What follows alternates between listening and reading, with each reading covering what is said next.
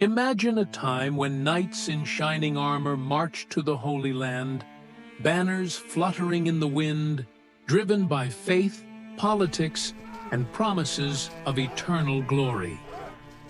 This is the story of the Crusades, a series of epic wars that spanned centuries, shaped continents, and left a legacy that still resonates today.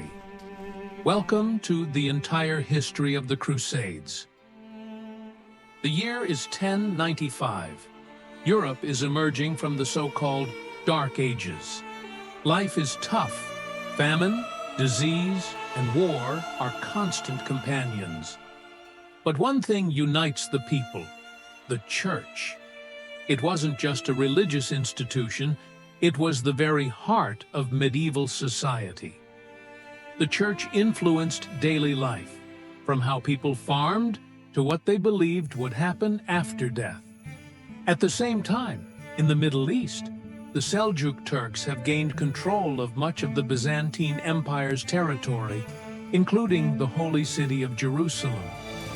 For Christians, Jerusalem wasn't just a city.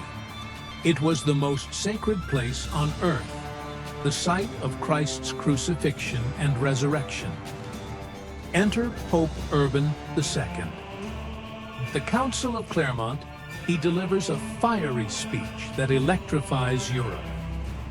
God wills it, he proclaims, calling Christians to take up arms and reclaim Jerusalem. But his call was more than just a plea for faith. It was also deeply political.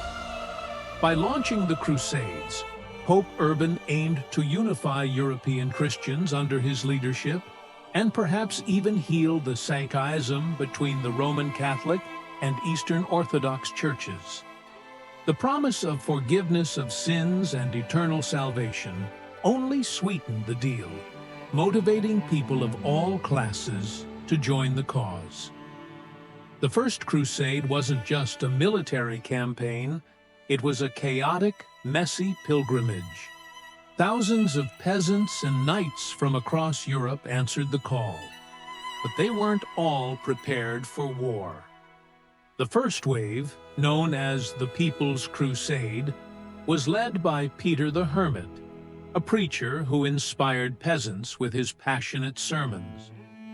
Armed with little more than farm tools and blind faith, these crusaders didn't even make it to the Holy Land.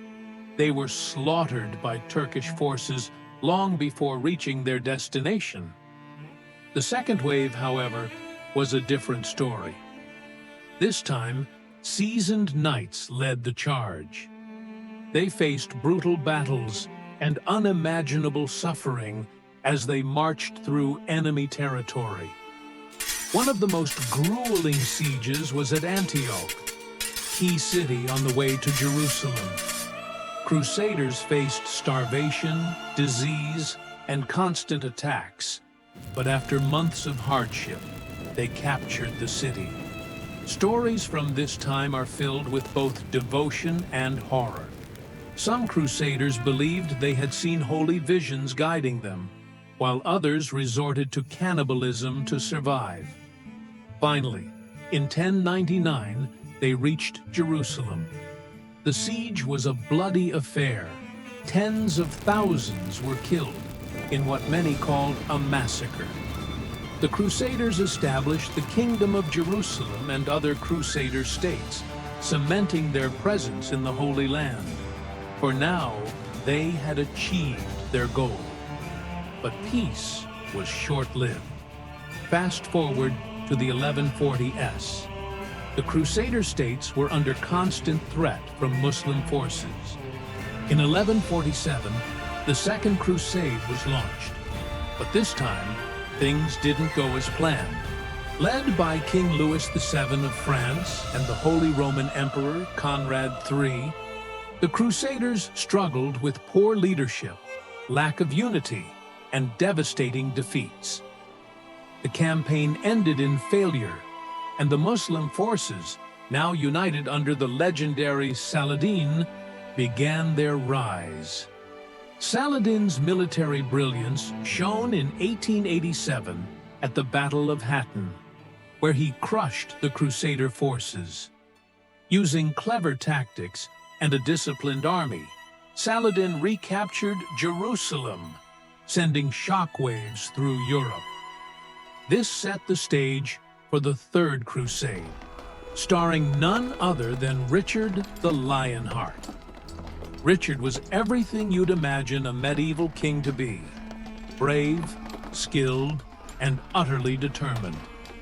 His campaign was marked by legendary battles, including the Siege of Acre and the Battle of Arsuf, where his tactical genius was on full display. Though Richard won key victories, he couldn't retake Jerusalem.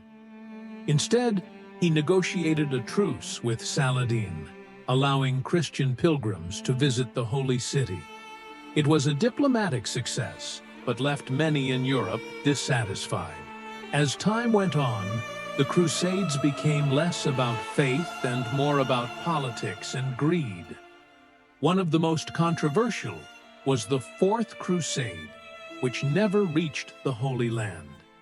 Instead, the Crusaders turned their sights on Constantinople, a wealthy Christian city. In 1204, they sacked the city in a shocking betrayal, looting its treasures and leaving its people devastated. The later Crusades struggled to gain momentum. The Children's Crusade of 1212 is a tragic example. Thousands of children set out to peacefully reclaim the Holy Land, but many were enslaved or died along the way. By 1291, the Crusaders' stronghold of Acre fell, marking the end of the Crusader states. Europe's dream of controlling the Holy Land was over. But the Crusades weren't just wars, they were cultural exchanges. They brought new knowledge, trade, and ideas to Europe. Spices, silk, and ancient texts from the Muslim world sparked the Renaissance. However, the Crusades also left scars, centuries of mistrust between religions and cultures. Today, the Crusades are a reminder of humanity's capacity for both greatness and cruelty, driven by faith, ambition, and the complexities of history. Thank you for joining us on this journey through one of history's most fascinating and controversial chapters. If you enjoyed this video, don't forget to like, comment, and subscribe for more deep dives into the past. And remember, history is not just about the past. It's about understanding our present and shaping our future.